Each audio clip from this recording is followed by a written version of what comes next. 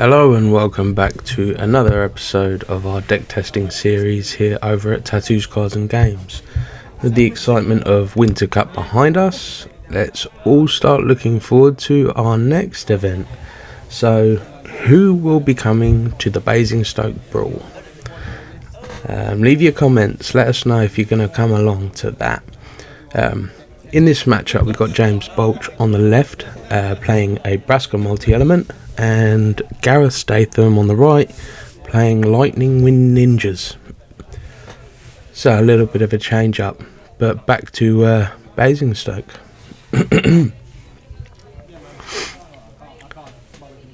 So here we are, turn 1.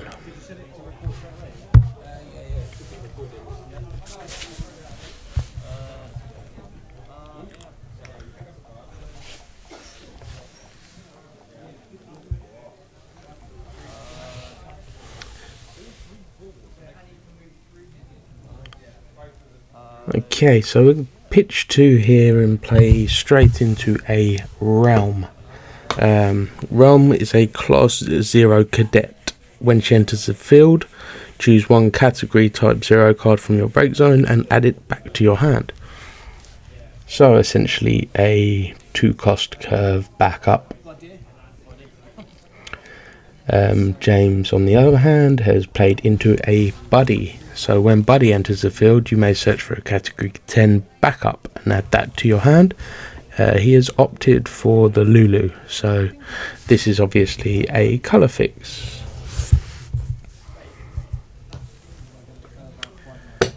It looks like we're going to see that out first turn as well. Get him nice and ready to go.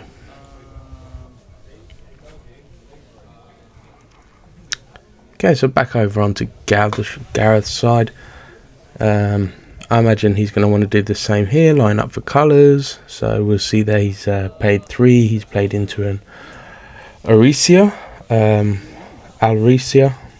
When she enters the field, you may search for one category typo forward and add that to your hand. He has opted to search out the Ace. Not a bad search.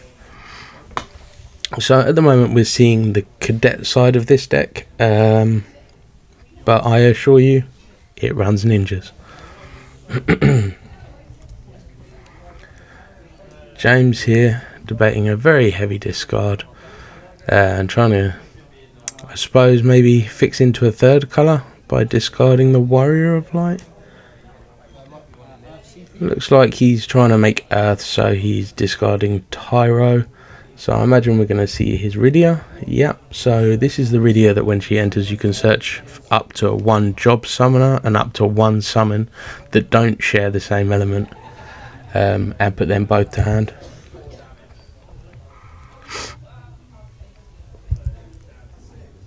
Making it very cost effective.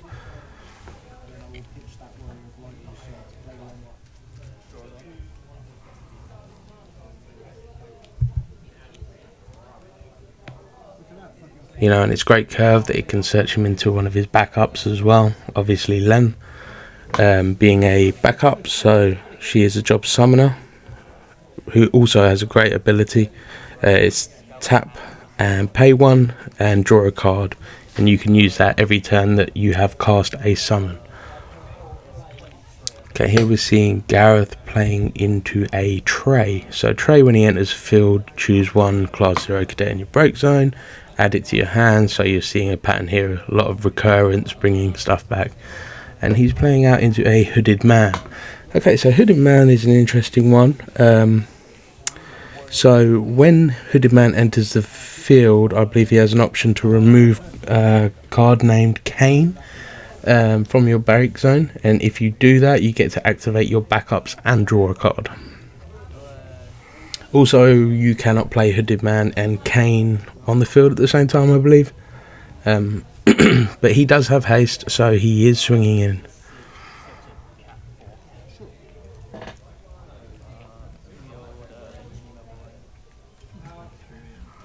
Looks like he paid the extra 4 there at the end to play in. Oh yeah, he played in a Sid. When he enters the field, you may search for one category 4 forward and add it to your hand. And he opted to search out the edge. So here we're going to start seeing some of the ninja stuff come into play. Anyway, we're over on to James's turn.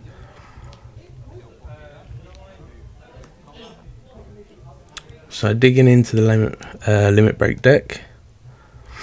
Can only imagine if we're going to see anything come out of there, it be a Noctis. Because obviously that will allow him to recur the Warrior of Light back to hand. Having got rid of the Tyro and the Warrior of Light, he's probably itching to draw into another Warrior of Light. But looked like he just tapped 2 and played into the Lena backup. That's the Lena that obviously if you trigger an EX you get to draw a card. And her special also allows you to play a 3 cost back from the grave onto the field dull, I believe.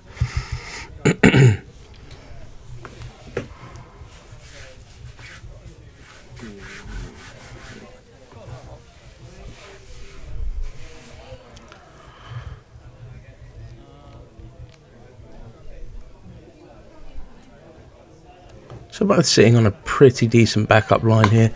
Obviously James is fully kitted up, ready to go. And here we see Gareth playing into an Irvine. I believe that Irvine must be a proxy because there's no purple on that card. Oh, and he's amatting that straight away. Goodbye, Irvine. Sees the opportunity. I imagine he's still going to go in for a point of damage. Yeah, chipping away. And that's 2 Mist Dragon now that James has seen go to damage. And we've seen how much Gareth's deck already recurs from Break Zone. So, yeah, probably don't feel great. Now it looks like James is holding the Braska. It looks like he's holding a Braska, a Sophie. I can't tell the third card. It's an Earth card.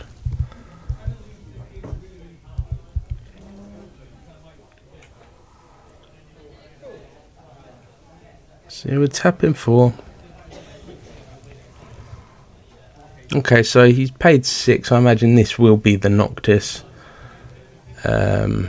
Bring back that Warrior of Light, no doubt.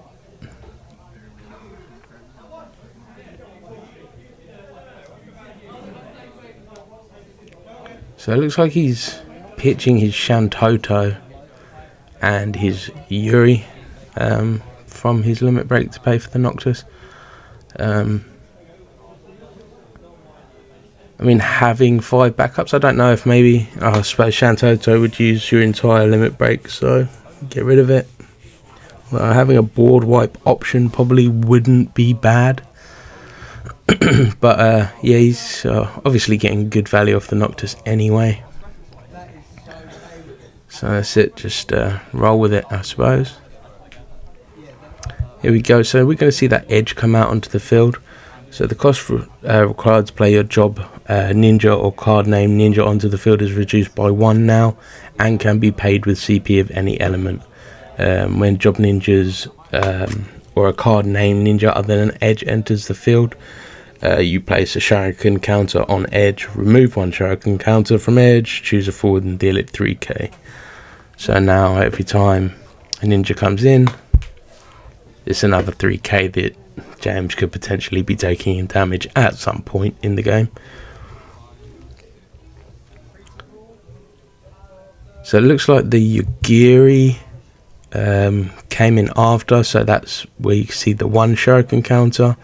Now we see the ninja backup come in, so that's going to put him at 2 shuriken counters on edge. So he's already sitting there with a 3k ability ready to go. And we've just seen our 3rd ninja, so now we're sitting on 3 shuriken counters on edge. So this forward I'm not as familiar with. Looks like her name is Maina. Maina. When she enters the field, search for one job ninja or card name ninja and add it to your hand. Dial a total of 2 job ninjas or card name ninja. Choose one job ninja or card name job ninja. This character cannot be chosen by your opponents or abilities until the end of turn. So, a lot of text on that card. Like I said, I'm not overly familiar with it. Opus 23, I haven't really seen many people playing it. This is the first time. But yeah, that edge now is live, so he could remove Noctis immediately if he wanted to. And there we see James taking his 3rd point of damage, and we get a pass. Sorry, that was a lot of information in that last turn. So Gareth just seemed to go wide, and a lot happened all at once.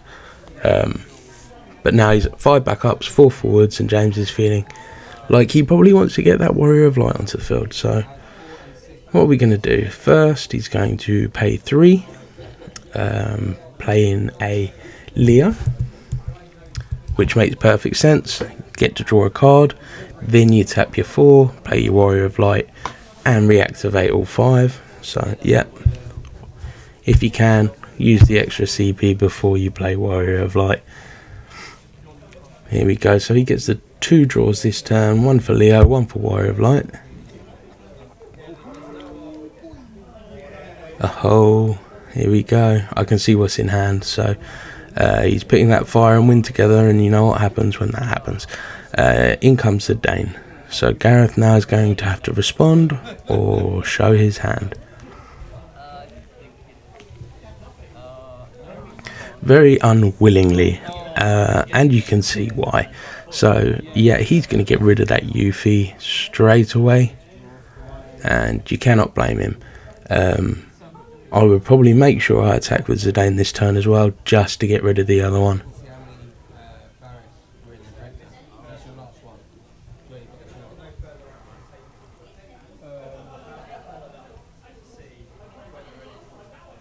You see he's holding another Zidane in hand, so I'm sure he's not too worried at this point. It looks like he's considering an Une. He could certainly remove stuff from his break zone to be able to play it.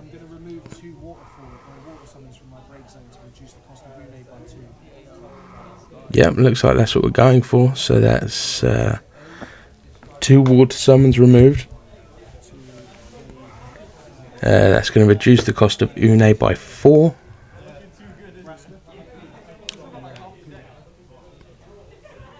I believe, is it by 4? No, sorry, it reduces the cost by 2.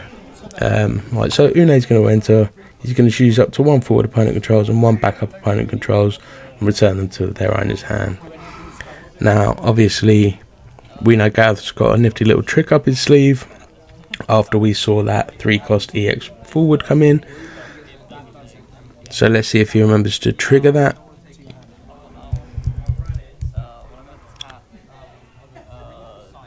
Yeah, so here we go. You see we are tapping 2 active job ninja, which means that the forward that is targeted is now no longer targetable, and James in his hastiness responds by dulling the Warrior of Light and dealing another 5k. Although I think we queried this, is that it may have been more effective to wait until combat, because obviously you swing with the Warrior of Light before dulling him down.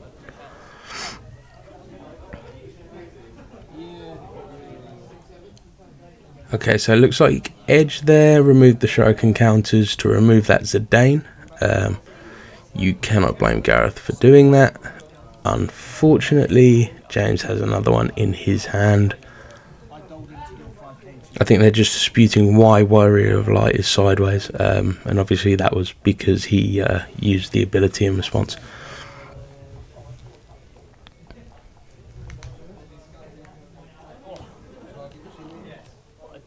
So here now we're actually over to Gareth's turn.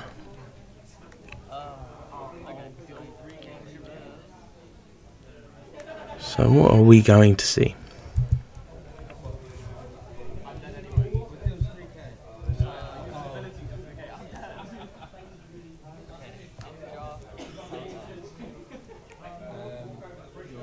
Okay, so Ninja's come back on field, place one Shuriken counter back onto edge. See, we tap one, play Chocobo. Chocobo effectively is going to go off. So obviously he's turned over 3. It looks like it's going to be hard not to choose that Cecil at this point. So I imagine that's going to be Cecil to hand. Yep, and the others to bottom.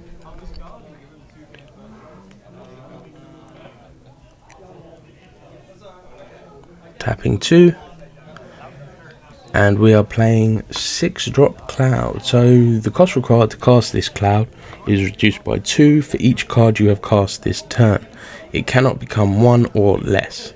When he enters the field, choose up to 1 forward of cost 4 or less and 1 forward of cost 5 or more and break them both. So he is going to be able to break Leo and Noctis. Oh no, I've missed. It looks like he must have broke the Une. The Une, and I cannot remember what else he had on field.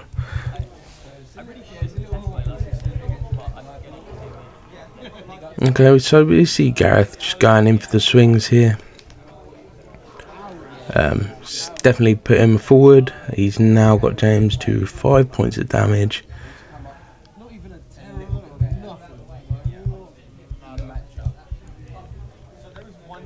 And he's past turn. So James drawing 2. Let's see what happens. Okay, yeah, so Warrior of Light went. My bad. Une and Warrior of Light. Much stronger choices for breaking.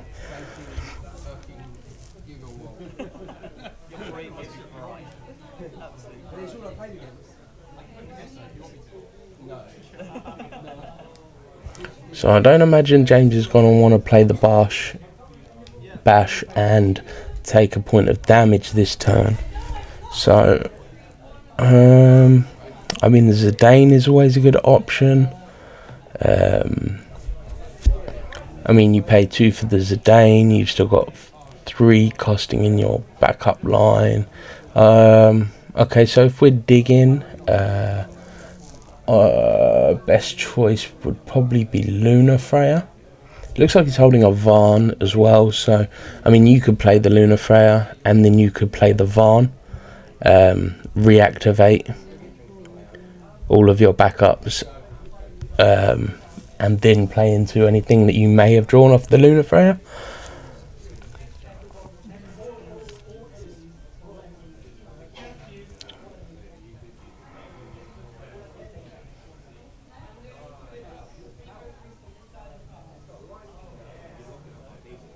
So we have tap 4. Yep, discarding for 2. So yeah, it's definitely going to be a Luna Freya. And that is the LB deck spent. So we're going to turn over 5 cards now. Bearing in mind if any of them have an EX and he decides to choose that card, he can trigger it. But no EXs. He's just going to keep a Warrior of Light. And can you blame him? Now the important thing is, can he cost that Varn out of hand? He certainly can. There we go. So now Varn will enter and he will reactivate all the backups you control, making it a perfect alignment to cast Warrior of Light, reactivate backups, draw a card, and all of a sudden, just like that, James has gone wide again. So it looks like the last card he drew into is a Chilinka. When Chilinka enters the field, choose 1 monster opponent controls and breaks it. No monsters, just wants to go wide. Fair enough. Nothing wrong with that at this point. He's at 5 points of damage and probably not too keen to take any more.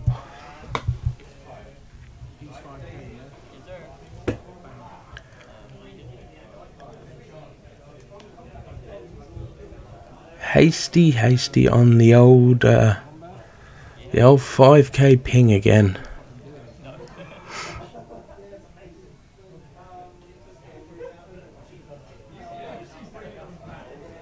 I mean, I understand that itch to want to destroy something, but it always goes better with a swing.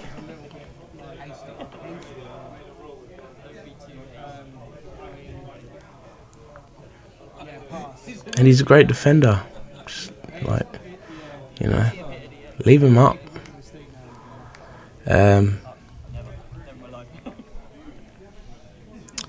Right, we're back over on Gareth's side. So now Gareth's going to have to make some moves. So we're going to see tap 4. We know at this point James is empty-handed. So we're playing into an ace. When ace enters the field or attacks, if you control 2 or more job class 0 cadets, you draw a card. Already really powerful. Discard 1 card, choose 1 forward and dull it. So effectively now Gareth is dulling as many forwards as cards he holds in his hand, which puts him at lethal. The only card that actually can't attack this turn is ace himself, so he does have 3 attackers at current.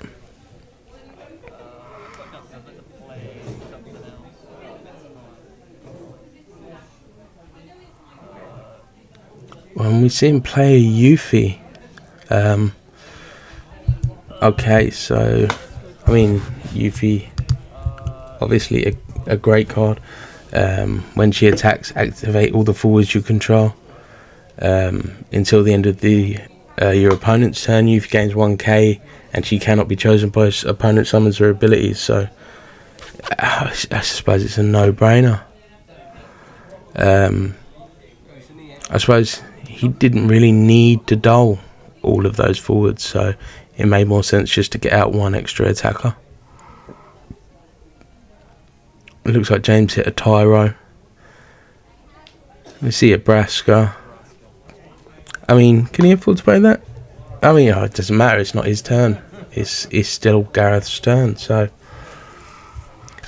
that's just not going to be enough, unfortunately.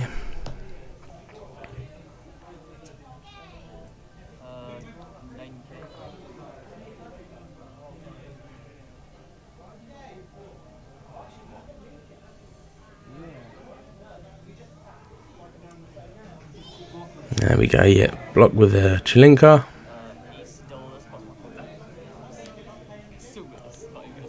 Gets rid of the Irvine to dull the Noctis. And that's game. But yeah, definitely interesting matchup. I think the early discarding of the Tyro and the Warrior of Light probably put James at a little bit of a disadvantage.